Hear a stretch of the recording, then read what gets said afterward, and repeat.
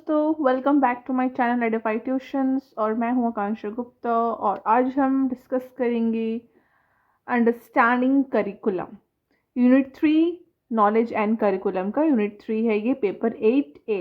पिछले वीडियो में हमने डिस्कस किया था यूनिट 1 के बारे में, नेचर ऑफ नॉलेज के बारे में, और इस वीडियो में हम डिस्कस करेंगे अंडरस्टैंडिंग करिकुलम यूनिट 3 के बारे में। सो meaning and concept of curriculum की बात करें तो करिकुलम जो है एक लैटिन वर्ड है जिसका मतलब होता है करिकुरे। इसका मतलब होता है रन वे, मतलब कि एक ऐसा कोर्स, एक ऐसा रन जो किसी सर्टेन पॉइंट पे हमें को पहुंचना होता है। मतलब इसमें एक ऐसा एक्सपीरियंस जिसमें स्टूडेंट गेन करते हैं एक्टिविटीज़ के थ्रू, को करिकुलर एक्टिविटीज़ के थ्रू अपने स्कूल्स में, और उसका overall development, personality development, skill development, हर तरीके का इन्वायरमेंट में उसका डेवलपमेंट होता है, एक्टिविटीज़ होती है, एक्सपीरियंस होते हैं लर्नर का। डेफिनेशन की बात करें तो curriculum is a tool in the hands of a artist, जो टीचर है, to mould his material people according to his ideal objective in his studio school. Cunningham के बाद द्वारा ये डेफिनेशन दिया गया है। Next है curriculum should be convinced as an epitome of a rounded whole of the knowledge and experience of a human race by Froebel. Next, curriculum is a systematic form of subject matter which is prepared to fulfill the needs of a people by Bent and Kronberg. And the next, curriculum is all the learning which is planned and guided by the school, whether it is carried on its group or individually, inside or outside the school by care. सो ये सारे definitions है curriculum के। इसमें बताया गया है कि curriculum को एक ऑलराउंड डेवलपमेंट के लिए बनाया गया है, इसमें एक्सपीरियंस और नॉलेज दोनों ही होते हैं, और एक इसमें पीपल को एक प्रिपेयर्ड किया जाता है सब्जेक्ट मैटर्स के रिगार्डिंग। नेक्स्ट जो बहुत इंपॉर्टेंट है एग्जाम पॉइंट ऑफ व्यू से भी और आपके जनरल नॉलेज के लिए, डिफरेंस क्या होता है करिकुलम और सिलेबस में। तो अगर हम सिलेबस की बात करें तो सिलेबस बहुत ही छोटा होता है, वाटर स्कोप होती है, नैरो स्कोप होती है। एक with in semester 1, semester 2, semester 3 में जो हम नॉर्मल सिलेबस पढ़ते हैं वो सिलेबस होता है। And the combination of syllabus are known as curriculum in one word. अगर हम एक भाषा में बोले तो बहुत सारे करिकुलम का जो सार होता है, मिलन होता है, उसको हम करिकुलम बोलते हैं। बहुत सारे सब्जेक्ट्स जो होते हैं, अलग अलग सब्जेक्ट्स होते हैं, स्पोर्ट्स अलग होते हैं, डांस के स्किल्स का अलग होता है, एक्टिविटीज़ अलग होता है, मैथ साइंस अलग होता है, सिलेबस होते हैं। और जब सारे सिलेबस को किसी अंतर सब्जेक्ट में हम डाल दें तो वो हमारा करिकुलम होता है, जो एक वाटर स्कोप में होता है। नेक्स्ट जो बहुत इंपॉर्टेंट है, टाइप्स ऑफ करिकुलम। तो टोटल 10 टाइप्स ऑफ करिकुलम हैं, जिसमें पहला है सब्जेक्ट सेंटर्ड, या फिर इसको टीचर सेंटर्ड करिकुलम भी बोलते हैं। Next child centred curriculum. Third experience centred curriculum. Activity centred curriculum. Next objective centred curriculum. 6 career centered curriculum। 7 craft art centric curriculum। 8 compact curriculum। 9 core curriculum। 10 integrated curriculum। और 11th होता है hidden manifest. तो जैसा इसका नाम है वैसा ही इसका काम है, तो हम वन बाय वन इसको एक्सप्लेन करेंगे। सब्जेक्ट के टीचर ओरिएंटेड जो करिकुलम होता है वो सब्जेक्ट बिल्कुल सब्जेक्ट सेंटर्ड होता है और टीचर के कंट्रोल में होता है। तो ये बुक सेंटर्ड करिकुलम भी इसको बोला जाता है। ये इसमें बच्चे का इंटरेस्ट पे ध्यान या फोकस ज़्यादा नहीं किया जाता है, ये बिल्कुल सब्जेक्ट और सेंटर्ड और टीचर्स के ही रूल्स एंड पॉलिसीज़ पे ये काम करता है।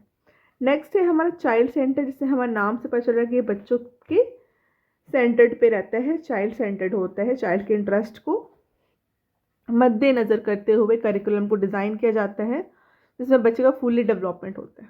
नेक्स्ट है हमारा एक्सपीरियंस सेंटर्ड, जिसमें बच्चे के इंटरेस्ट को ध्यान दिया जाता है, उसके एक्सपीरियंस को, उसके नॉलेज को इन्हांस करने के लिए ऐसा करिकुलम को डिज़ाइन किया जाता है जिसमें बच्चे को सीख सके। नेक्स्ट है एक्टिविटी सेंटर, जिसमें ऐसा करिकुलम जो एक्टिविटीज़ से रिलेटेड होता है, जिसमें सोसाइटीज़, बच्चे का interest, demand of aptitude, collaborative teachers का, चिल्ड्रंस का, हर सब को मिला करके कुछ एक्टिविटीज़ जो किया कराया जाता है, वैसे करिकुलम जिसमें एक्टिविटीज़ मेंशन्ड होते हैं बच्चों के लिए, बच्चों के डेवलपमेंट के लिए, वो तुम्हारा activity centred. Next objectives. Objectives में किसी ऐसा करिकुलम जिसमें कुछ ऑब्जेक्टिव्स होते हैं, इसका ऑब्जेक्टिव ये है कि बच्चे का मानसिक स्तर पे विकास होना चाहिए, एजुकेशनल ऑब्जेक्टिव होना चाहिए, बच्चे कुछ सीख सके, लर्निंग से कुछ बच्चे सीख सके, उनका बिहेवियर चेंजेस हो सके, उनका अच्छी चीज़ें सीख सके, मोरल डेवलपमेंट हो सके, एथनिक डेवलपमेंट हो सके। तो BS ब्लूम ने कुछ ट्राई सजेशंस दिया था करिकुलम पे कि एजुकेशन ऑब्जेक्टिव को होना चाहिए, experience gain during learning and behavioural changes objective centres है। Next is career centred. वैसा करिकुलम जो बच्चों के वोकेशनल एक्टिविटीज़ पे, उसके करियर पे, उसके फ्यूचर एस्पेक्ट्स पे काम करते हैं, उसको बोलते हैं हम लोग करियर सेंटर्ड। जो सेल्फ रिलायंट होता है, बच्चे को अपना आत्मनिर्भर बनाने की कोशिश करते हैं। क्राफ्ट आर्ट सेंटर, इसमें क्राफ्ट्स हो, कुछ ऐसे क्राफ्ट जो हैंडी क्राफ्ट्स हो, एग्रीकल्चर डिपार्टमेंट्स में काम हो, कुछ मैथ्स हो, साइंस हो, मतलब ऐसा हुनर एक बच्चों के हाथ में होना चाहिए जो कुछ क्राफ्ट के रिलेटेड होना चाहिए। नाउ द कॉम्पैक्ट मतलब होता है कि बहुत सारे अलग अलग सब्जेक्ट्स को एक सिंगल सब्जेक्ट्स में अगर हम जोड़ दे रहे हैं तो हमारा होता है कॉम्पैक्ट, जिसमें previous knowledge plus new knowledge की इन्हांसमेंट हो सके। उसके बाद है हिडन मैनिफेस्ट, मतलब ऐसा करिकुलम जो रिटन नहीं होते हैं, ऑफिशियल नहीं होती हैं, लेसन्स में भी नहीं होता है, लेकिन इसको बच्चों को प्रिपेयर किया जाता है स्कूल पर्सपेक्टिव से या फिर नॉलेज के पर्सपेक्टिव से बच्चों को रेडी कराया जाता है। Now the next is core curriculum and elective curriculum. Core curriculum जो इंपॉर्टेंट करिकुलम सब्जेक्ट्स होते हैं वो कोर होते हैं और जिसको हम चूज़ कर सकते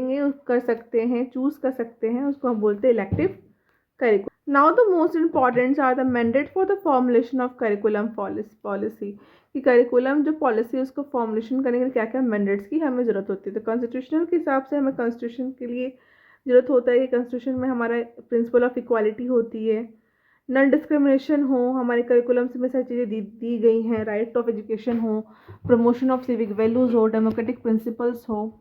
सोशल कल्चर के बाद सोशल और सामाजिक स्तर पे और कल्चर स्तर पे और सामाजिक स्तर पे जो बदलाव होना चाहिए कि लैंग्वेज डाइवर्सिटी होना चाहिए, support and respect, brotherhood, nationality, unity, diversity, ये सब सारी चीज़ें जो है समाज के स्तर पे। पॉलिटिकल के हिसाब से बात है national integration, child labour, increment, wages, work force development, culture preservation, heritage, ये सब सारी चीज़ें आपके पॉलिटिकल में आ गए। इकोनॉमिक पे जो एक इकोनॉमिक बेसिस पे हमारा काम, जैसे प्रमोशन एंड स्किल डेवलपमेंट हो, ऑनरशिप हो, इंटरप्रेन्योरशिप हो, इनोवेशंस हो, लेबर हो, टेक्नोलॉजी हो, एडवांसमेंट हो, साइंटिफिक स्किल्स हो, पॉवर्टी रिडक्शन हो, सस्टेनेबल इकोनॉमिक ग्रोथ हो, अनएम्प्लॉयमेंट इंक्रीज डिक्रीज हो, ये सब सारी चीज़ें इकोनॉमिक्स में। ग्लोबल कंसर्न पे बात करें तो ग्लोबल कंसर्न पे क्या काम होना चाहिए, environment, pollutions control, cooperation, global challenges, citizenship, ये सारी चीज़ें ग्लोबली होना चाहिए। और इन्वायरमेंट की बात करते हैं, इन्वायरमेंटल लेवल पे बहुत biodiversity conservation, climate change, education, responsible citizenship regarding the environment, ये सारी चीज़ें हमारा इन्वायरमेंटल कंसर्न्स पे मैंडेट्स में आएगा। सो ये सारी चीज़ें थे हमारे यूनिट 3 में। और अब हम मिलते हैं नेक्स्ट वीडियो में यूनिट 2 के साथ बहुत जल्द ही। तो इस वीडियो के लिए फ़िलहाल इतना ही। अगर वीडियो पसंद है तो लाइक शेयर कमेंट जरूर कीजिएगा। Thank you and have a nice day.